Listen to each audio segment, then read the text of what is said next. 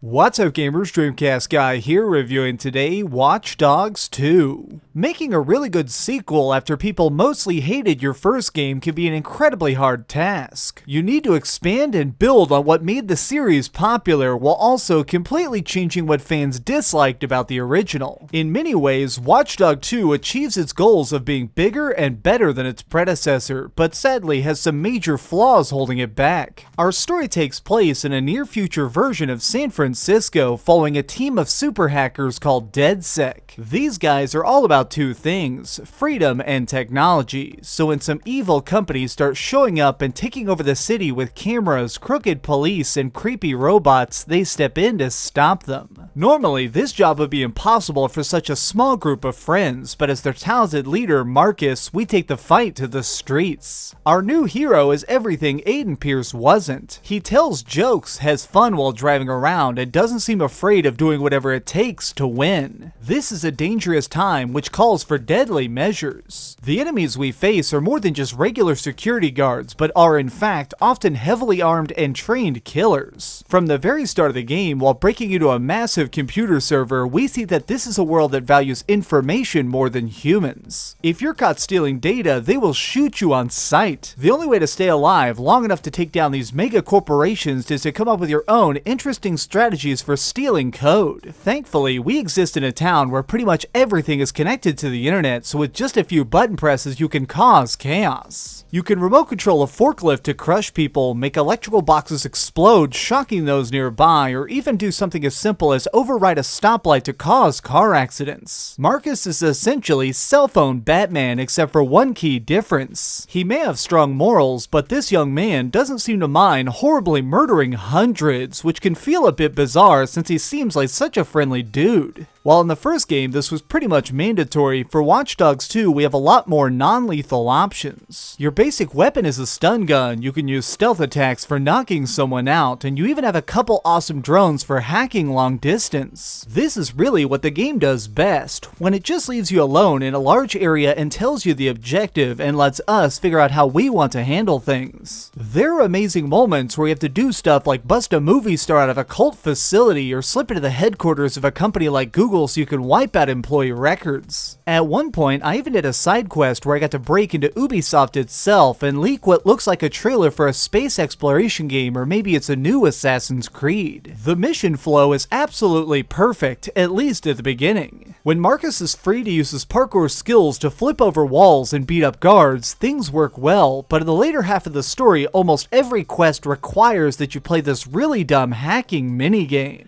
See all these invisible wires running around the room? You need to twist and turn them until they all go blue, which opens a circuit to whatever you're messing with. Just looking at this sloppy problem, you probably assume that they use this 2 or 3 times to change up the style of gameplay, but unfortunately, you'd be wrong. I counted over 15 times that I had to do this silly minigame in the middle of incredibly interesting missions, which totally destroyed the sense of pacing. Another huge issue that I discovered while doing objectives is that the AI is very limited. The soldiers we encounter hardly seem to know what's going on. There were several occasions where I was able to strangle someone right in front of his buddies and no one reacted. What's even worse though is that once they do spot you, units can basically see through walls to come find you. Even if you are completely hidden 200 feet away, chances are they'll still somehow run straight to Marcus. On the bright side, at least we're well rewarded for putting up with these weird gimmicks by getting lots of cool upgrades. The group we work with, DedSec, has a plan to crush the evil tech companies with raw computing power. To go about this, they've designed an app that their fans can download to support them. Every mission you complete gets DedSec more followers, which improves their overall hacking capabilities by getting access to the processors and thousands of more gadgets. Think of this as just a fancy experience bar that gives you the ability to buy better skills for your hero. This means you can unlock stuff like boosting your engines while driving, being able to reprogram patrol robots, or something as basic as being able to overload a guard's headset to stun him. The farther we get into the game, the stronger our technical talents become, giving you even more fantastic tools for the next big mission. Overall, this playstyle is solid, and I like the new cast of characters. By the end of the campaign, I really believed in their battle against these evil billionaires. I just wish the fight itself was a bit more fun.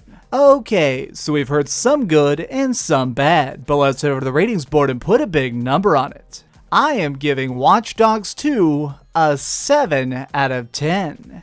If you want an open world experience that's very similar to everything else Ubisoft has made, you'll feel right at home with this project. However, if you're wanting something fresh and different, you should probably look somewhere else. Thanks so much for watching, gamers. This has been DreamcastGuy with another review. If you enjoyed this video, please give it a thumbs up, share with your friends, and subscribe if you haven't already. But do me the biggest favor of all and keep dreaming.